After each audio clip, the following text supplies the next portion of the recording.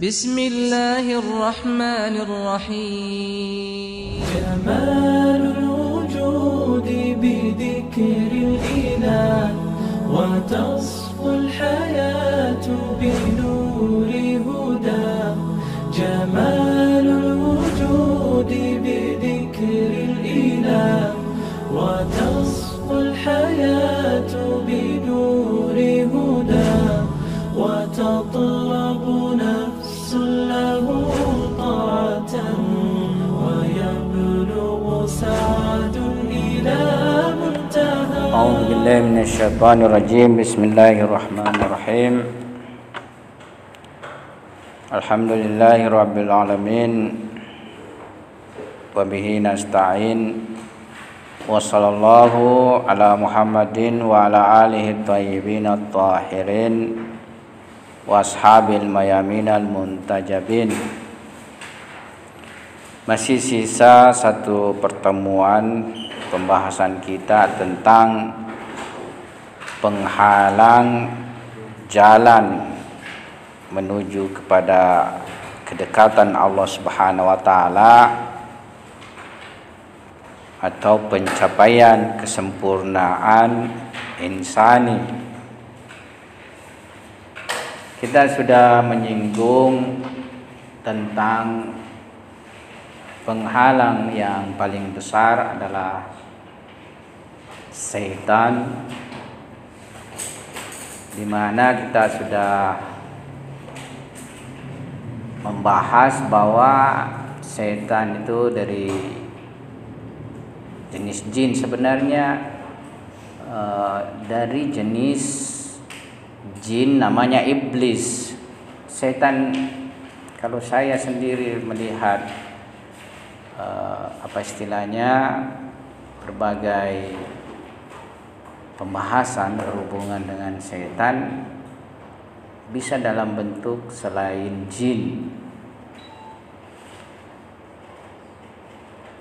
Misalnya ayat suci Al-Quran dalam surah An-Nas, ya, Qul a'udzu birabbin nas, malikin nas,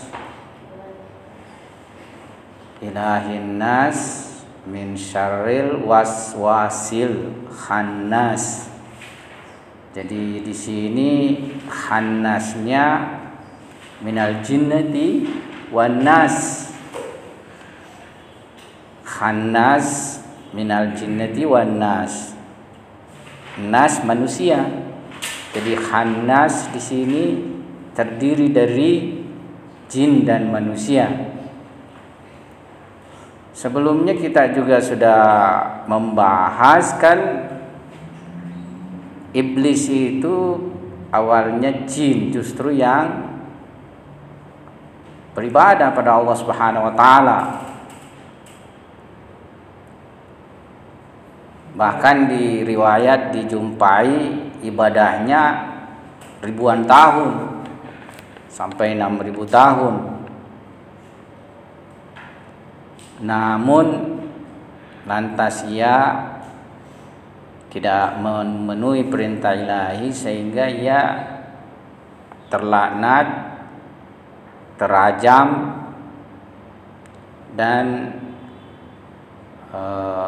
ia pun meminta penundaan dari Allah Subhanahu wa taala. Penundaan itu supaya dia bisa menyesatkan anak manusia. Jadi di sini seperti ada membalas, karena penyebab dia terjauhkan dari Tuhan adalah manusia, Hazrat Adam. Yaitu dia diperintah sujud tapi enggan bersujud. Karena itulah ia kemudian terjauhkan dari rahmat Allah Subhanahu wa taala, sehingga seolah-olah ia ingin membalas. Karena penyebabnya kamu, maka ya istilahnya saya akan menggoda kalian sehingga tidak akan satu pun dari kalian yang selamat. Kalau dalam ayat suci Al-Quran tidak akan satu pun yang akan selamat kecuali mukhlasin, kecuali orang-orang ikhlas. Nah, kalau kita mengelaborasi beberapa ayat suci Al-Quran, jadi pertanyaan kalian ketika itu bahwa siapa yang menyesatkan jin? Ya sebenarnya tidak ada yang menyesatkan jin. Memang sudah ada pada jin potensi. Sama dengan manusia juga potensi. Sebelum manusia tercipta kan sudah memang Tuhan jelaskan, diilhamkan pada nafs potensi fujur dan takwa, di mana pada akhirnya salah satu di antara duanya itu mesti merealisasi, mesti mengaktual. Jadi kendati pun tidak ada sebenarnya, kendati pun sekiranya tidak ada iblis dan bala tentaranya, yaitu setan-setan, tetap akan ada saja manusia-manusia yang kufur, manusia-manusia yang berbuat dosa dan lain sebagainya. Kan malaikat juga sudah memprediksikan karakter daripada manusia. Apa karakter daripada manusia?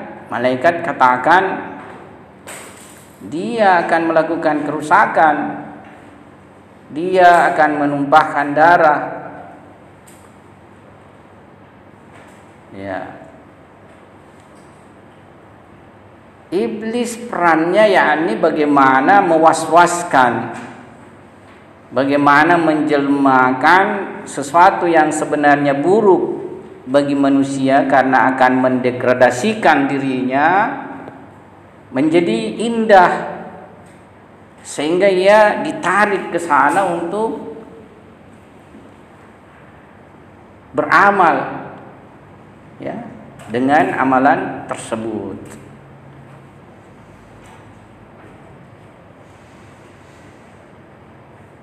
Bahkan kalau kita lihat ayat tadi ini, ya bisa saja manusia juga ini menjadi pasukannya iblis. Minal jinnati wan nas, ya, min syarril waswas, dari keburukan waswas, min syarril waswasil khannas, dari keburukan waswas khannas, minal jinnati wan nas, dari jin dan manusia. Jadi kalau kita mau juga tinjau seperti perjalanan jin, manusia pun kalau dia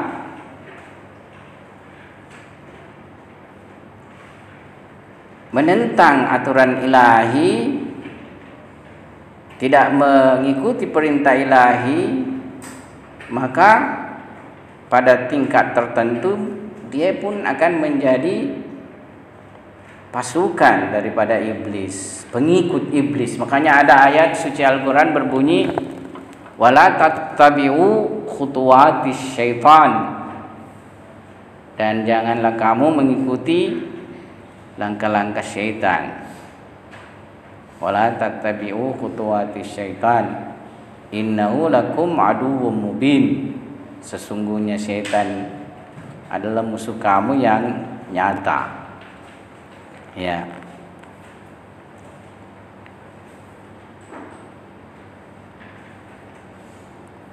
Nah, dalam mewaswaskan manusia supaya manusia lebih berbuat kepada yang fujur atau lebih berbuat kepada keburukan, itu tidak hanya tercakupi pada satu kelompok, daripada manusia dalam berbagai lapisan, ya, akan mendapatkan godaan dan keahlian iblis dan setan-setan sendiri bagaimana memang menjerumuskan anak manusia. Jadi dengan berbagai metode istilahnya kalau kita kurang lebih bahasakan.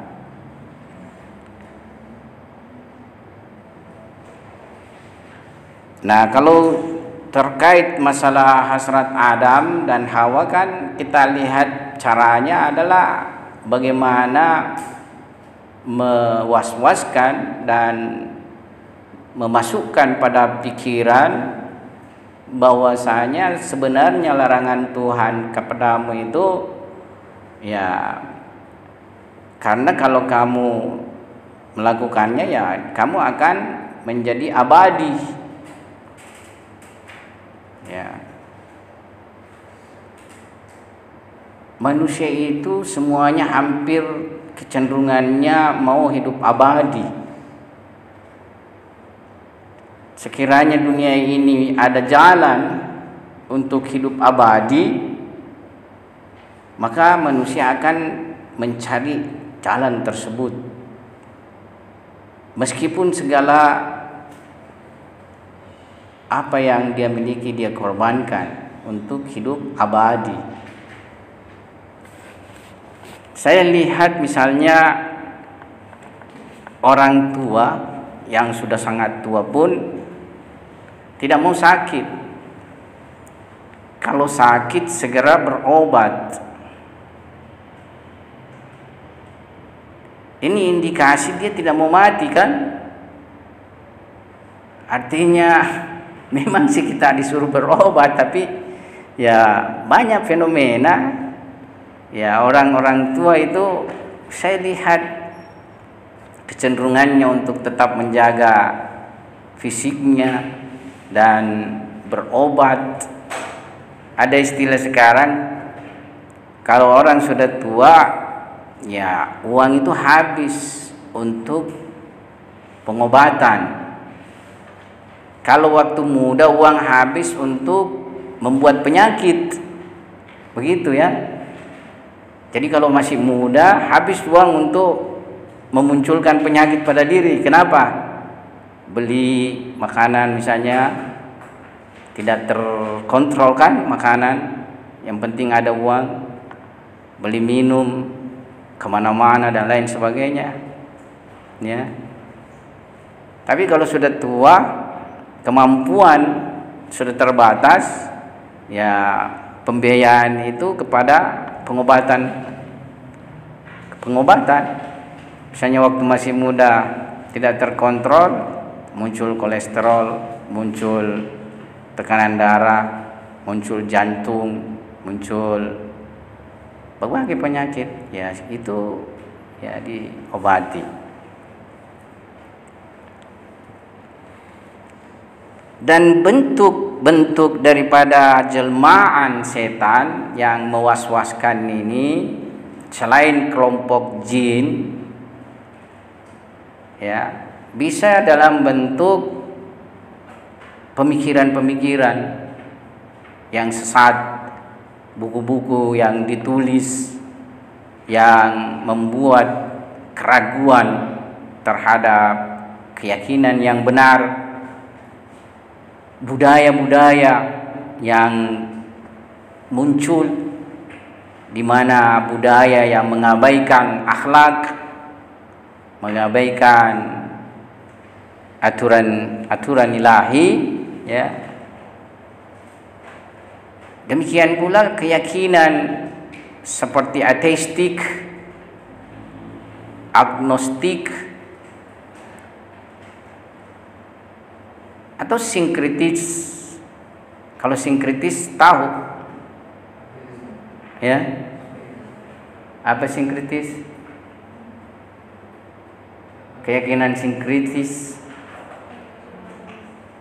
Kalau ateis tahu kan, agnostik tahu juga sinkritis mencampurkan di belahan atau di negeri-negeri tertentu, terutama seperti di India. Di India itu banyak muncul agama sinkritisisme, menggabungkan berbagai ajaran, dan muncullah dia sebagai juga ajaran baru.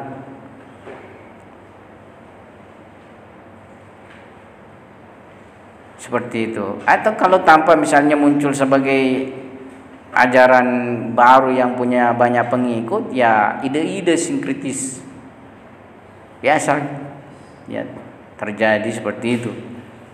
Jadi mengambil ajaran misalnya Buddha sebagai satu metode. Kan Buddha terkenal agama ma'nawiyah, agama spiritual. Ada mungkin Muslim, kaum muslimin ya bagaimana mengambil ajaran Buddha, memasukkannya di dalam suatu jalan spiritual. Padahal sebenarnya Islam paling jelas jalan spiritualnya itu di salat. Cuma kenapa pengajaran salat di kalangan kebanyakan kaum muslimin itu hanya lahirnya, itu yang tidak memunculkan spiritual di dalam kaum muslimin meskipun dia salat. Padahal salat kalau kita bahas sebagai sarana spiritual itu sangat jauh daripada yang lain. Salat yang diterima itu sebenarnya salat yang menghadirkan kalbu, kehadiran kalbu. Persentase salat diterima sesuai dengan persentase kehadiran kalbu. Dan kalau kehadiran kalbu misalnya dari awal sampai akhir salat itu bisa ya membuat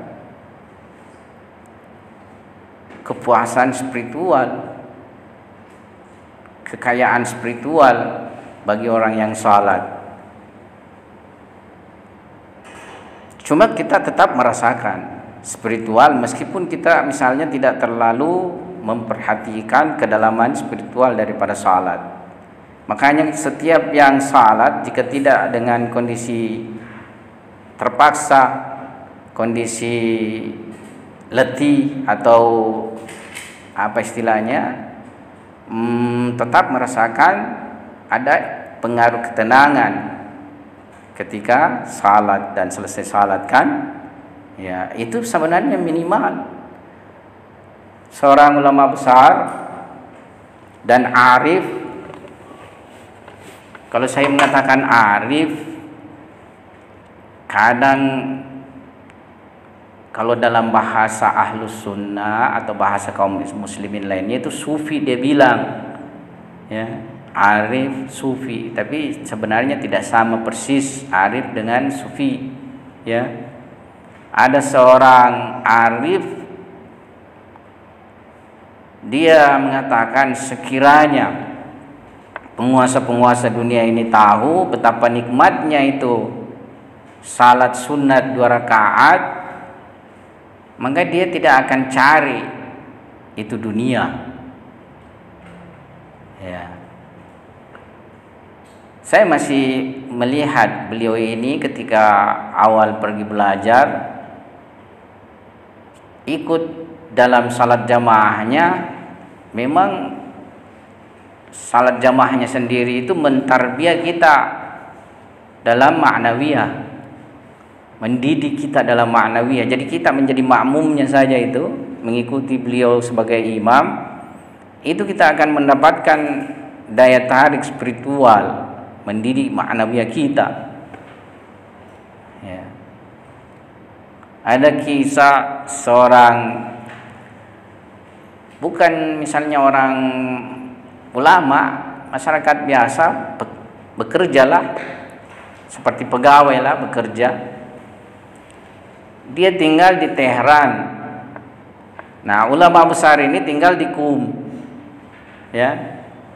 Nah, orang ini dia karena mau saja salat subuh, ya, di belakang beliau itu, ya, dia bolak-balik Qum Tehran itu, ya, hanya untuk salat subuh.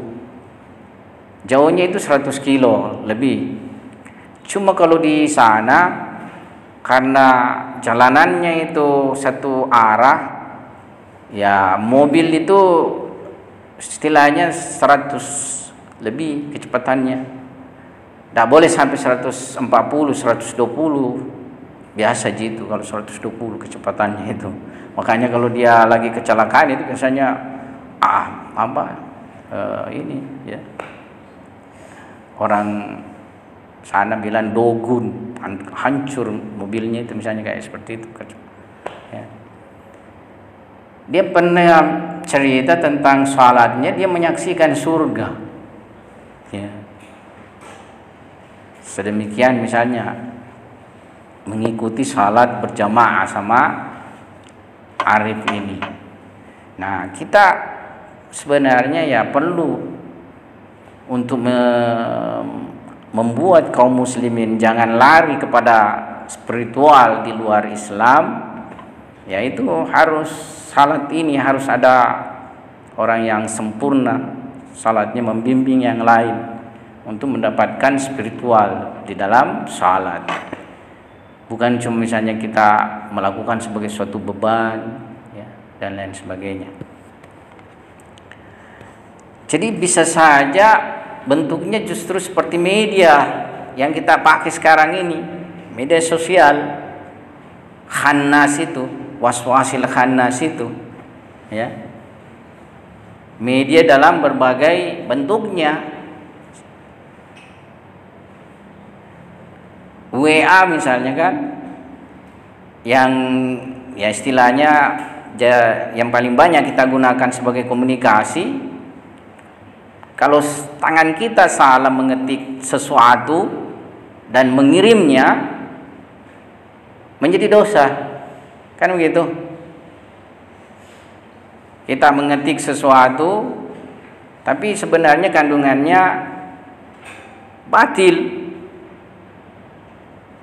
Apakah batil keyakinan, batil akhlak?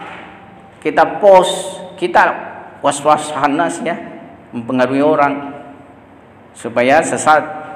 Jadi kita ketika itu ya setannya mewaswaskan orang, ya.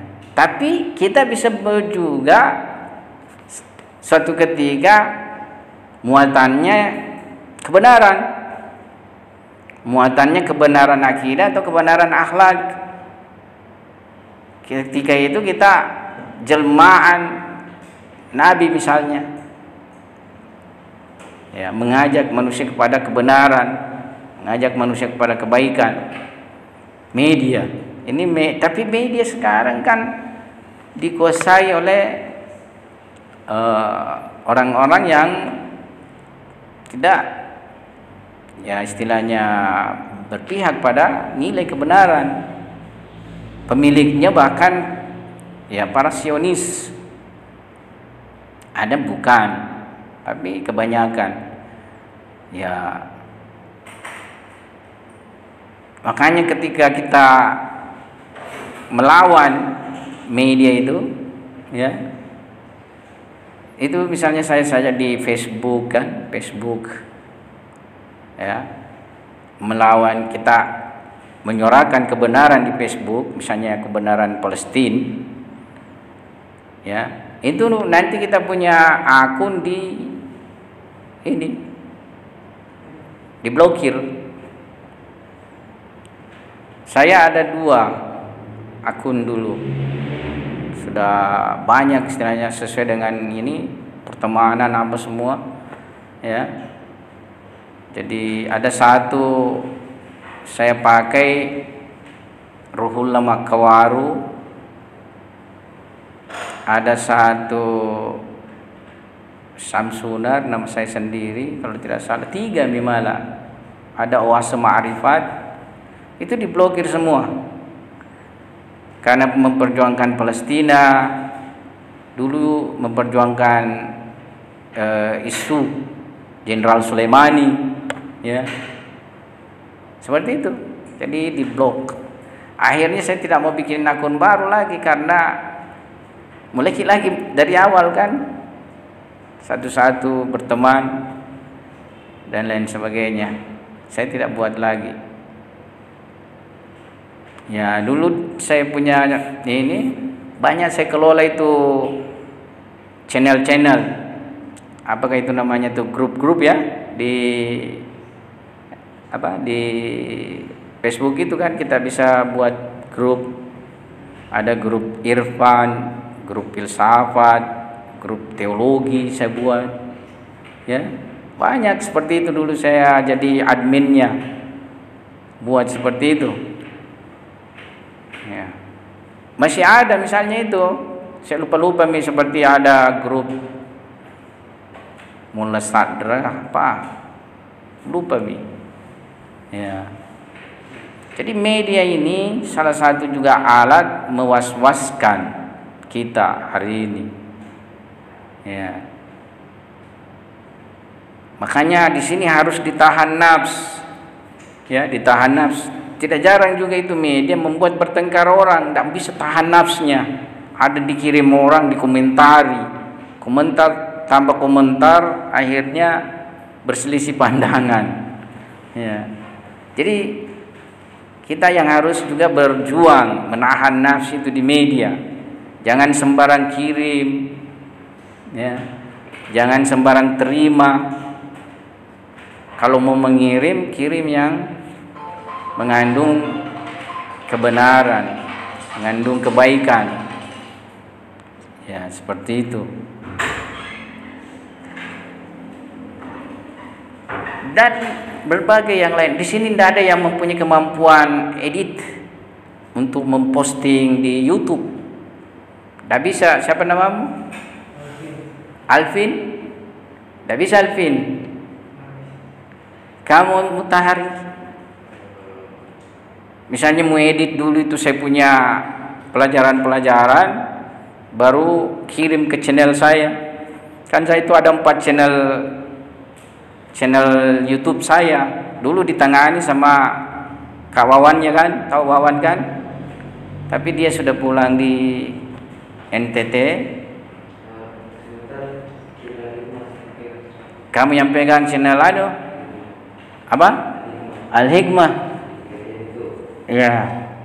Kalau kamu bisa buat tangani saya punya juga, toh?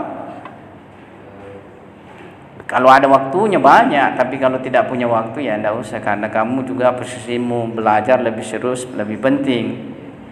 Berapa jam membutuhkan misalnya untuk mengedit satu pelajaran, satu ini tayangan? Saya kan bukan yang bergambar, suara saja. Iya, lebih banyak. Dulu itu mau dibuat di sini studio tapi tidak jalan-jalan, tidak lanjut saya lihat. Ya. Iya, insya Allah pembeli kopi ada. Ya, kalau antum kerja channel saya untuk minum-minum kopi mudahlah. Cuma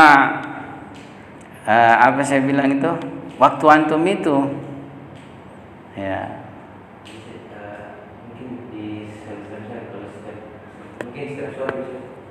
Ya mungkin seperti itu jadi saya punya rekaman itu kan masuk di Telegram dulu semua, toh?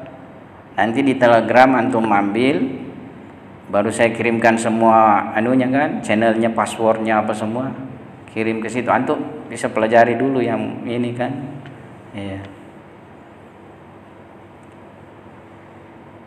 Tapi bagus kalau ada yang ahli di sini. Kita di Makassar ini kurang main media khususnya di YouTube itu.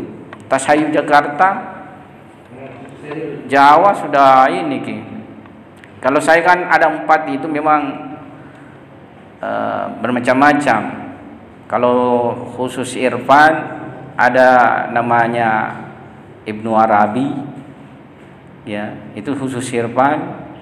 Kalau pelajaran-pelajaran, ya, pelajaran-pelajaran kayak kita punya pelajaran ini, itu Bagenda Ali namanya. Di situ ada pelajaran, berbagai pelajaran. Kalau gado-gado, Oase Ma'rifat namanya, ya. Itu biasa hasil Zoom saya. Ada Zoom, saya Zoom biasanya ngajar Zoom. Dan kalau yang mazhab misalnya kan sesuai dengan mazhab saya, ya, itu namanya mawaddah, itu masih sedikit, ya, seperti itu. Jadi saya itu buat tapi tidak ada yang tangani lagi. Ya, ini intermezzo saja, maksudnya selingan. Kita lanjut pembahasan kita. Ya. Nah, di sini saya ingin bahaskan salah satu contoh dari was-was, langkah demi langkah. Jadi setan itu juga di dalam mewas-waskan dan menarik kita dalam suatu pekerjaan yang buruk, yang bertentangan dengan nilai, ya, bertentangan dengan nilai agama kita. Itu langkahnya itu tidak satu kaligus, tapi dia juga step by step, ya. Dan dia tahu misalnya memulai dari mana, seperti itu, ya.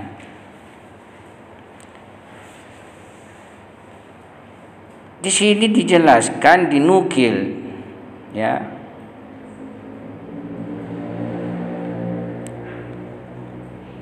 Ada riwayat sebenarnya, tapi kita sudah singgung kandungannya. Jadi setan itu, ya, dia memang menggoda Adam. Pertama dia menghadang di jalannya, ya. Ya, ini kita tinggalkan saja. Nah, jadi dinukil bahwasanya di antara Bani Israel terdapat seorang hamba,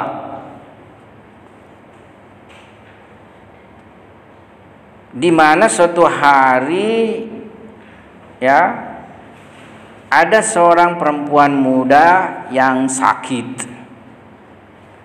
Setan mewaswaskan kepadanya untuk mengobatinya, supaya ia datang mengobatinya, dan akan tinggal beberapa lama di dalam mengobati perempuan muda tersebut. Nah, setan sibuklah mewaswaskan, dan sedemikian ia membuat pemandangan menjadi indah bagi sang abid. Abid ini artinya ahli ibadah, kan, ya.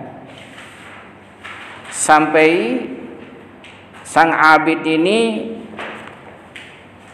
memperkosanya, istilahnya, kan, seperti itu, memperkosanya. Jadi, ya, pertama dia was-waskan bahwa kamu yang bisa mengobati perempuan muda itu, ya. Datang si pemuda, si abid mengobatinya, kemudian menjelmakan pada benaknya, pikirannya, dan lain sebagainya, ya, macam-macam, sehingga pada akhirnya dia memperkosa perempuan tersebut. Selang beberapa lama, ya, diketahuilah bahwa perempuan tersebut mengandung. Nah, di sini setan pun mewaswaskannya kembali dan mengatakan, ya, sekarang akan menjadi apa istilahnya, menyebar, ya, perbuatanmu ini, dan supaya kamu tidak malu karena tersebar ini permasalahanmu, maka bunuhlah dia dan kuburkan dia. Dan ketika keluarga mereka datang, keluarga perempuan ini datang, katakan bahwa dia mati dikarenakan sakit, ya. Nah, sang ini Abid pun melakukan itu. Jadi dia bunuh, dia kubur, kemudian dia kuburkan, ya. Dan ketika keluarga perempuan datang, ya, dia mengatakan seperti itu tadi. Ya, jadi laki-laki itu mengatakan perempuan ini sakit sehingga mati. Tapi setan juga mempengaruhi atau mewas-waskan itu keluarga perempuan ini, ya.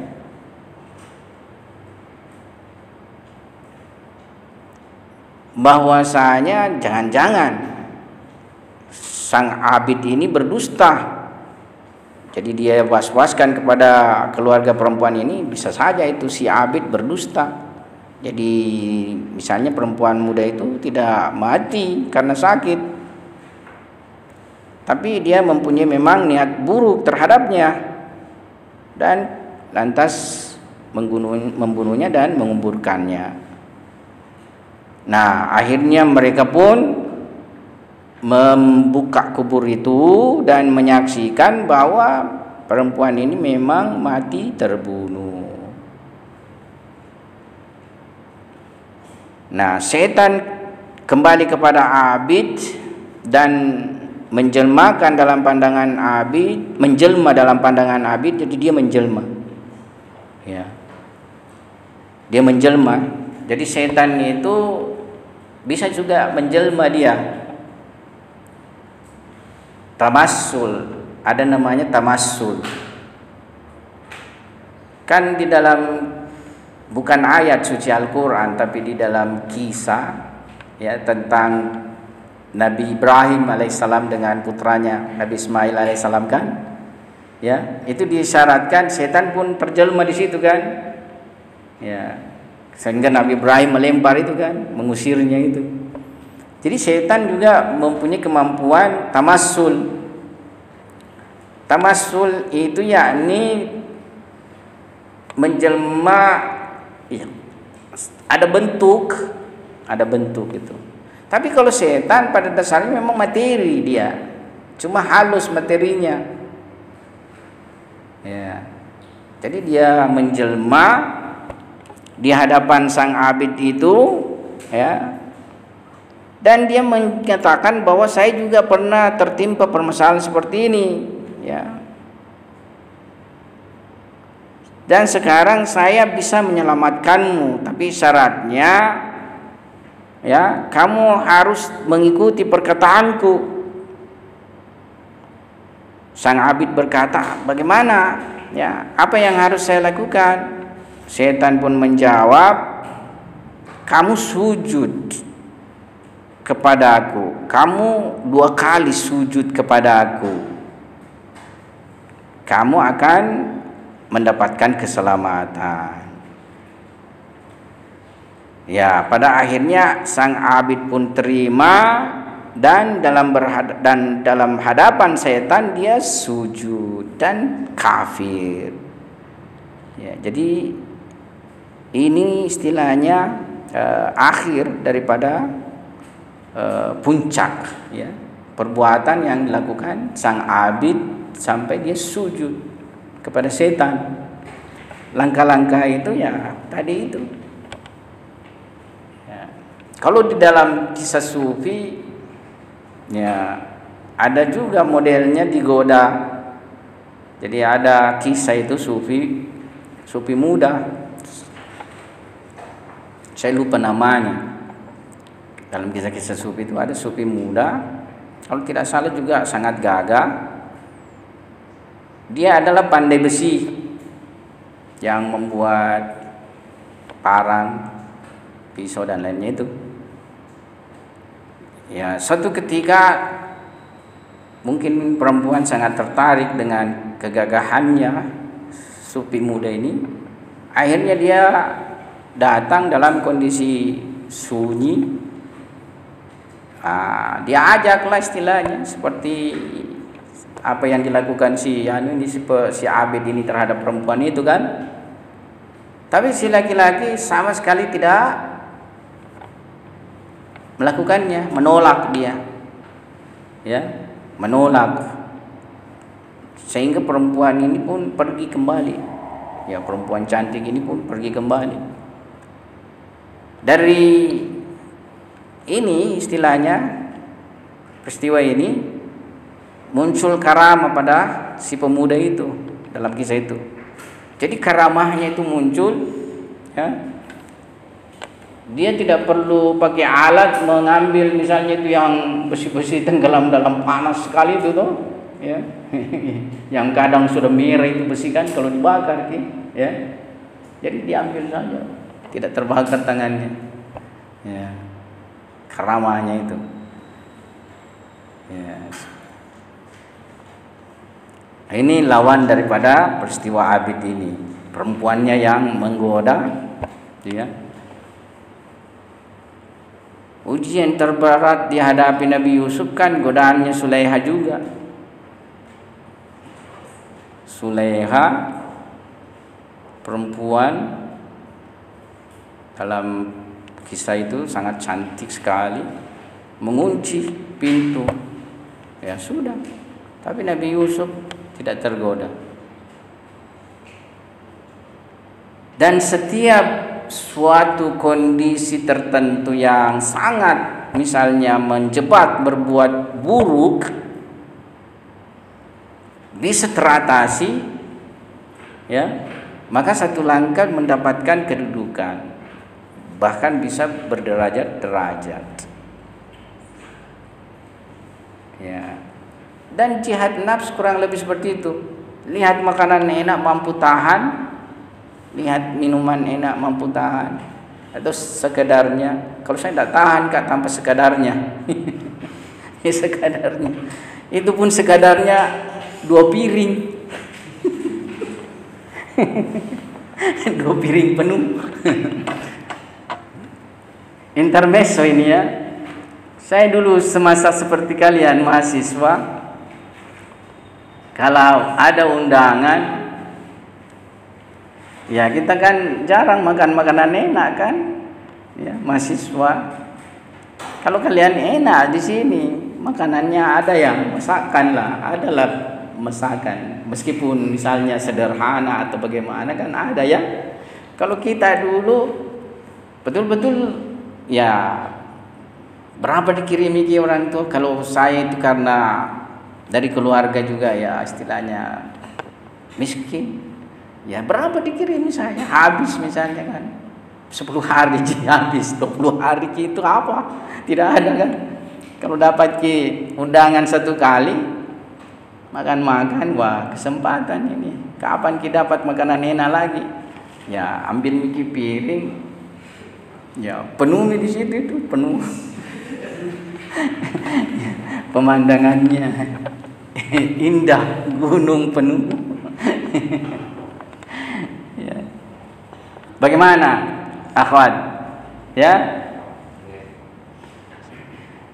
kalau kalian enak seperti kondisi di sini, ya kita dulu betul-betul. Tapi tetap ada mahasiswa seperti itu kondisinya sekarang, kan? Ya.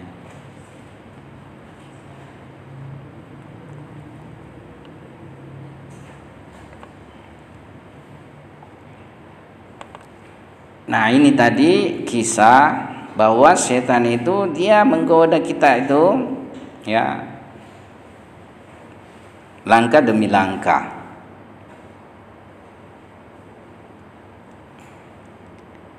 Dan setan itu dalam mewaswasai manusia itu mempunyai keahlian masing-masing. Di sini juga ada dikisahkan. Jadi ada di sini dijelaskan ayat suci Al-Qur'an turun kepada Nabi sallallahu alaihi wasallam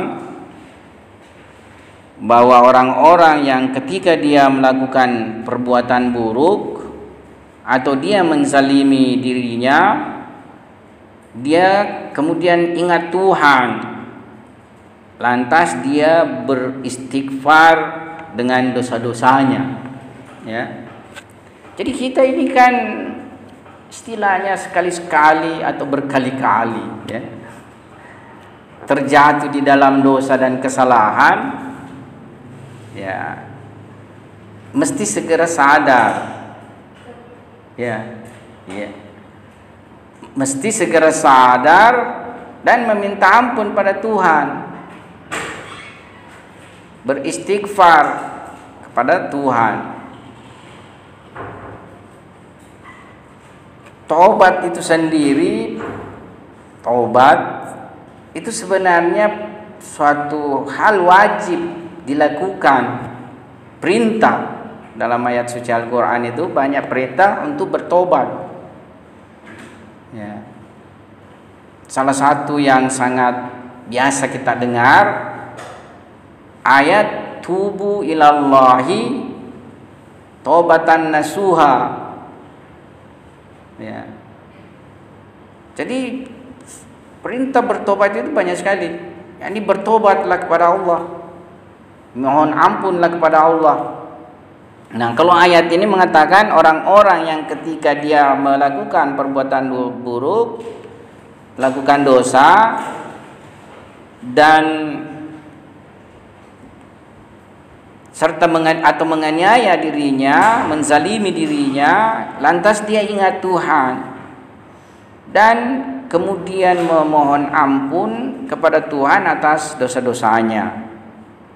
Nah, menurut penjelasan riwayat, iblis pun ke puncak salah satu bukit di Mekah dan dengan suara yang keras dia berteriak, memanggil dan mengumpulkan semua kepala-kepala laskarnya, kepala tentaranya.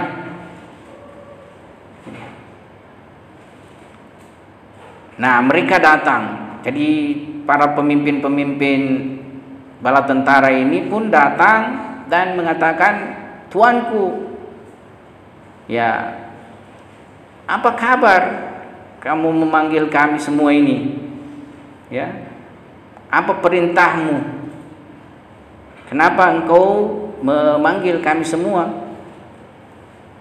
Nah, si iblis ini pun berkata, ya, ayat ini sudah turun, ya, ayat ini telah turun, yaitu suatu ayat yang menggetarkan punggungku dan menjadi penyelamat bagi manusia. Ya.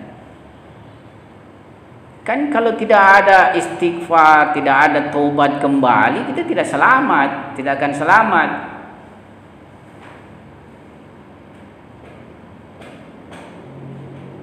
Tapi Tuhan membuka pintu taubat dan istighfar bagi kita semua.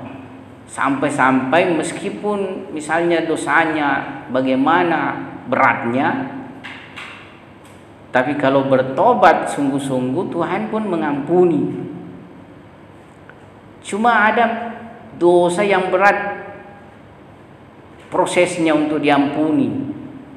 Ada namanya dosa kepada sesama manusia, hakun nas, haknya manusia. Jadi kalau dosa yang berhubungan hak manusia, ya kita harus dulu minta kerelaan sama manusia itu. Kalau dosa salat ditinggalkan, minta ampun pada Tuhan, diampuni. Tapi sebaiknya juga diganti salat-salat yang pernah ditinggalkan itu. Nah, jadi di sini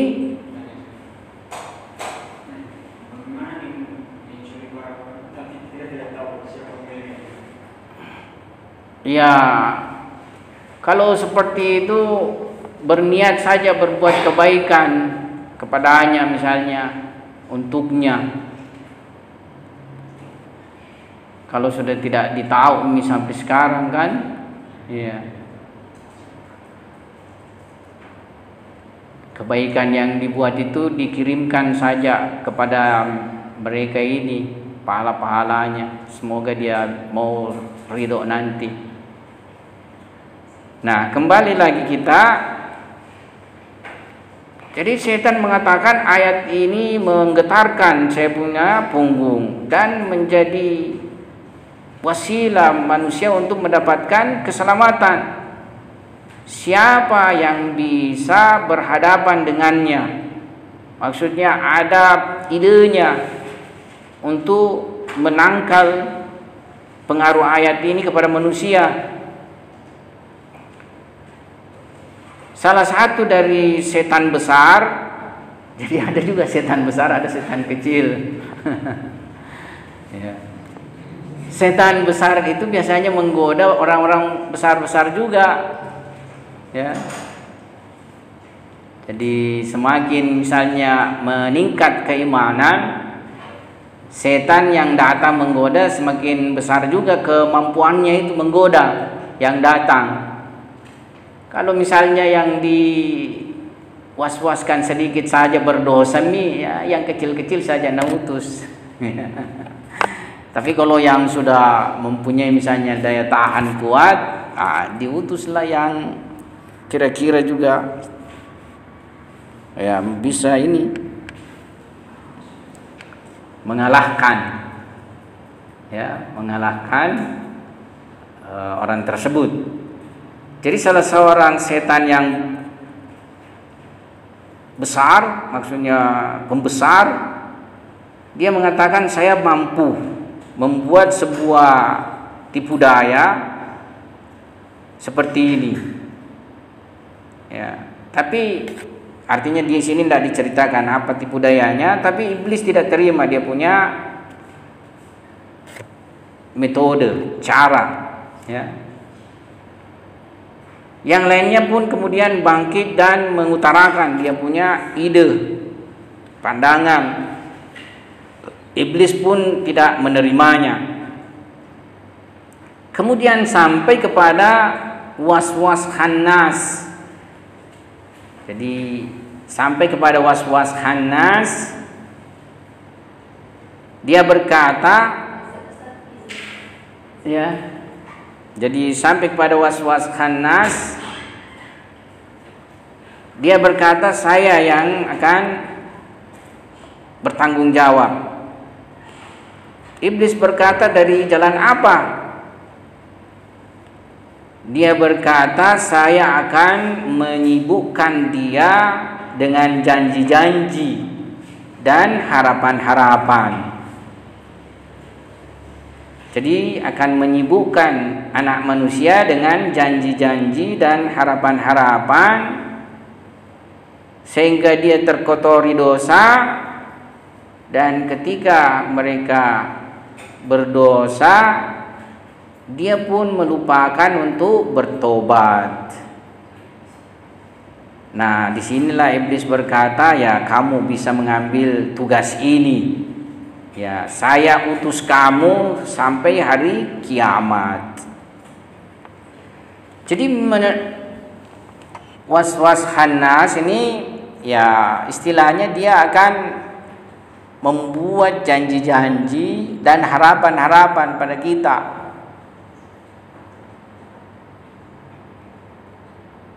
Kalau harapan-harapan itu misalnya bisa harapan suatu ketika nanti bertobat misalnya.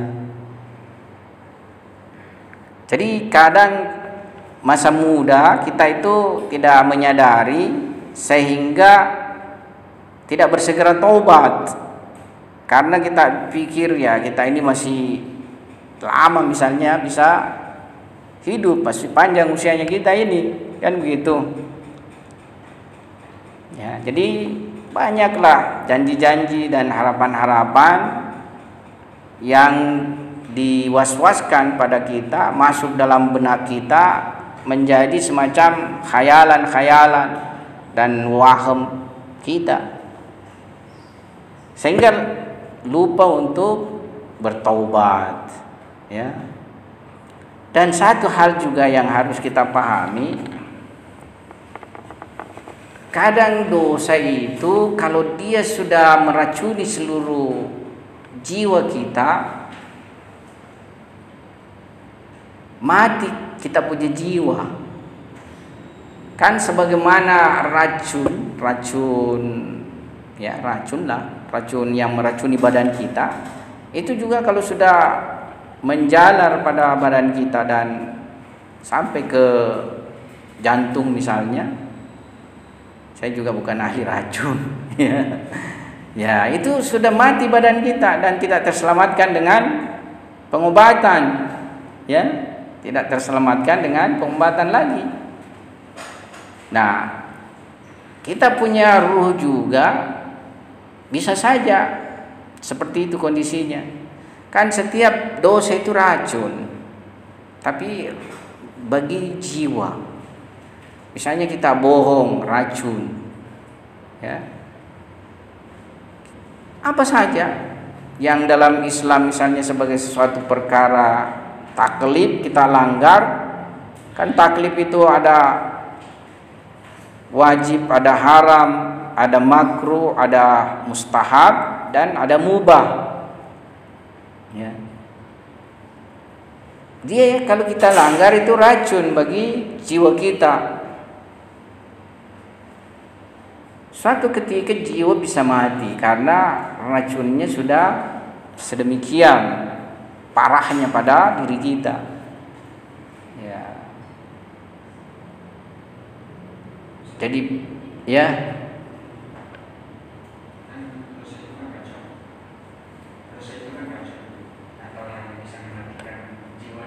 iya. Ada dosa yang pas kita buat itu bisa langsung mematikan jiwa. Dosa bagaimana? Ya, saya tanya, apakah ada dosa yang langsung mematikan jiwa? Yang langsung sekaligus. Yang pas kita lakukan itu langsung saja. Ada beberapa dosa yang sifatnya kadang berat ditobati oleh manusia, tapi mungkin juga tidak sekaligus. Nampaknya hampir semuanya itu step by step. Jadi tetap kalau berdosa tetap terbuka untuk kembali pada Tuhan sampai tingkat tertentu. Tapi ada beberapa dosa itu berat, seperti dosa durhaka pada kedua orang tua. Kadang itu membuat berat ya pelakunya untuk bertobat. Dosa misalnya membuat apa istilahnya itu jatuh harga diri manusia, itu juga berat biasanya ya. Jadi kita misalnya ada orang baik-baik, kita kasih jatuh harga dirinya, kita hinakan dia misalnya, ya seperti itu.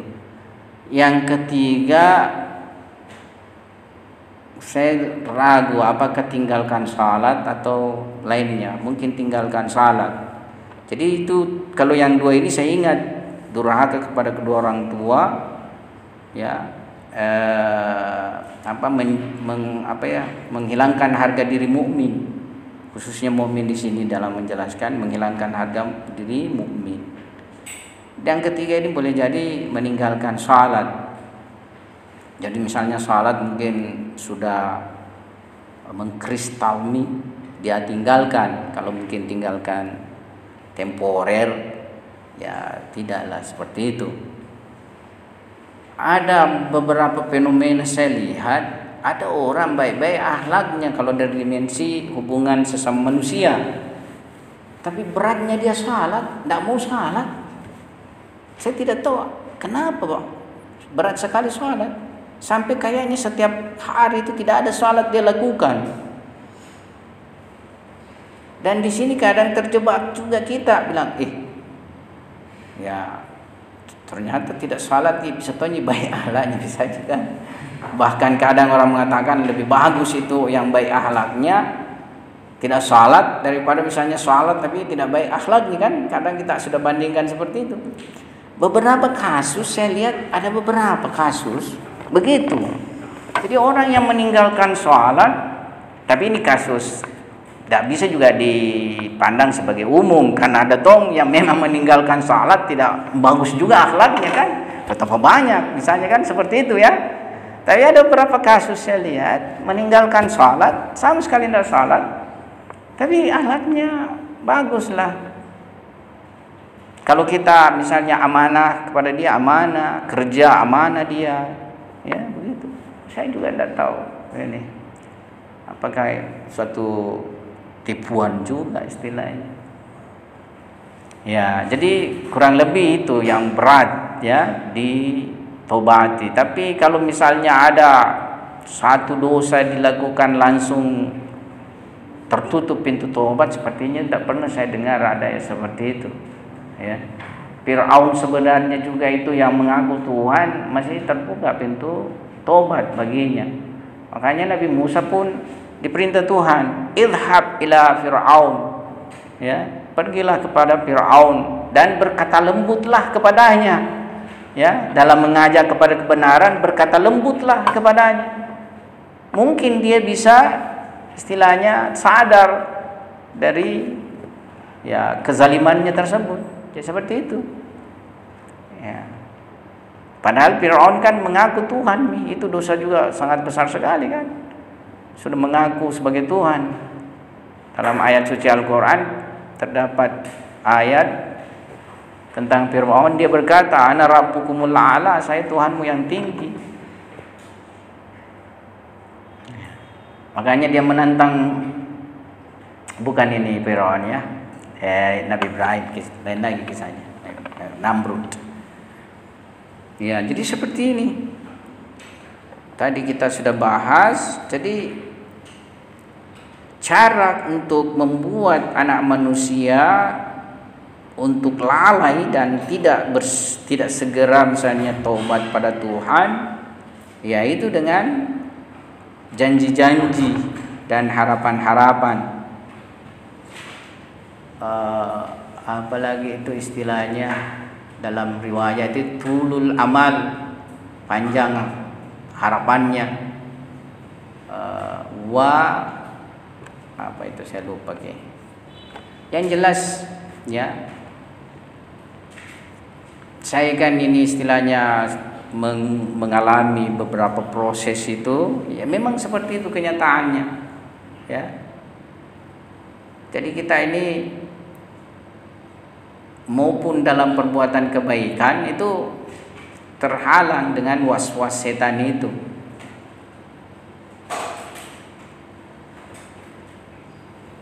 Kalau ayat suci Al-Quran misalnya, kalau kita mau bersedekah, setan menjanjikan kita kemiskinan, kefakiran kalau kita banyak bersedekah, seperti itu misalnya. Ya. Di sini juga ada kisah, ya, misalnya setan melarang bersedekah, melarang hijrah, melarang jihad, ya, dan lain sebagainya dengan itu tadi, harapan-harapan, janji-janji.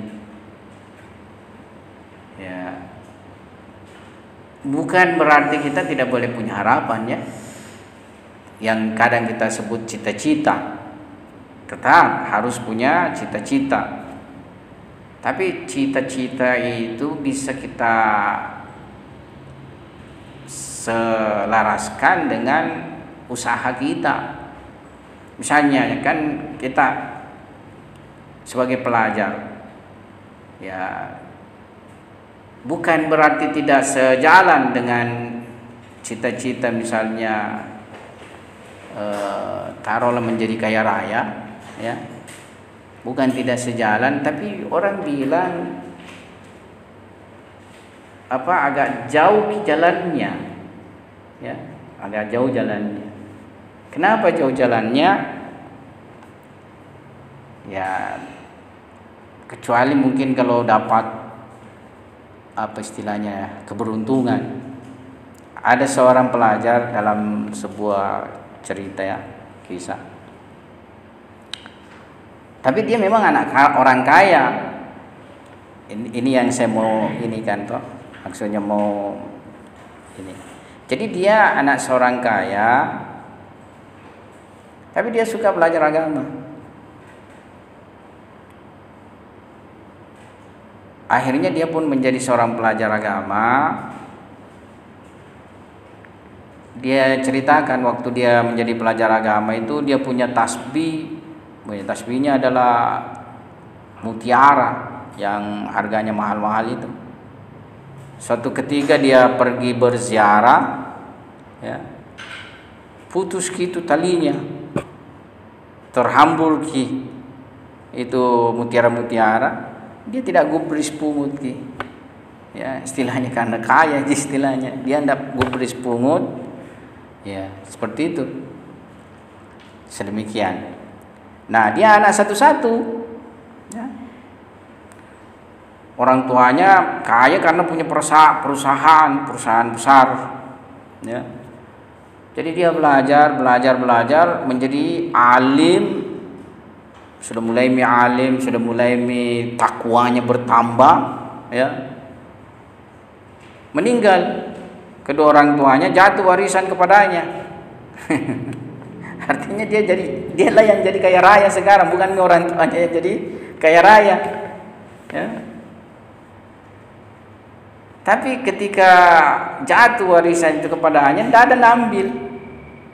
Semua itu dia peruntukkan untuk kepentingan masyarakat, tak ada diambil. Sampai istrinya dia menjalani hidup sederhana sekali, bahkan mungkin di bawah rata-rata kehidupan itu. Tapi memang dia arif juga, arif besar pada akhirnya.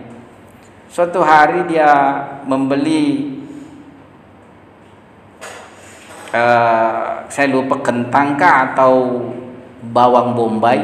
Kan kalau di Arab sana itu yang saya lihat banyak dibeli itu kentang, bawang bombay. Saya juga dulu jadi bawang bombay itu yang bawang besar-besar kan, ya. Nah, dia beli, jatuh gitu menggelinding, ya, terjatuh dia punguti. Waktu dia pungut, dalam kisah itu dia ingat masa mudanya mutiara yang jatuh, dia tidak gubris pungut. Sekarang ini bawang atau kentang satu biji misalnya mungkin kecil-kecil lagi, dan dia punguti. Maksudnya dia bandingkan toh, ya, masa mudanya dulu itu. Tapi itulah perjalanannya, dan dia merasakan istilahnya kebahagiaan, dan terlebih lagi kebahagiaan abadi kan, daripada seperti itu harta. Nah, jadi seperti kita ini, kalau saya misalnya sudah tua tapi masih berangan-angan suatu waktu menjadi kaya raya, itu ya bukan tempatnya, bukan proporsinya. Selain kejatuhan warisan seperti itu, tapi kan orang tua saya juga tidak ada siapa yang mewariskan. Kecuali kalau ada orang kaya dia bilang tiba-tiba, ya kau suka kok, ini harta aku ambil semua, baru kau bisa jadi kaya raya kan. Kalau saya sendiri mulai dari bekerja, berniaga dan lain sebagainya terlambat nih. Jadi pasca usia 40 tahun nih itu sebenarnya susah nih, itu karir dirintis setelah usia 40 tahun. Ya, imma masa usia 40 tahun itu sudah terlihat hasil yang dirintis, sisa dibesarkan, ya.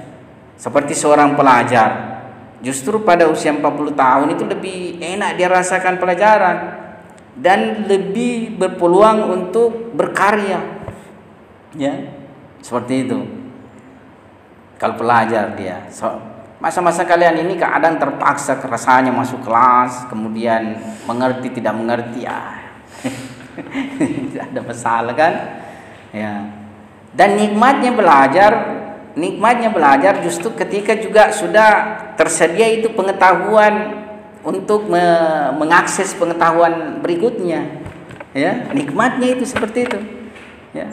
Misalnya saya kan masa belajar seperti kalian dulu, nanti itu masa-masa tertentu saya merasakan lebih nikmat belajar, lebih cari guru. Jadi saya lebih cari guru, mana guru yang bagus saya cari, kayak begitu.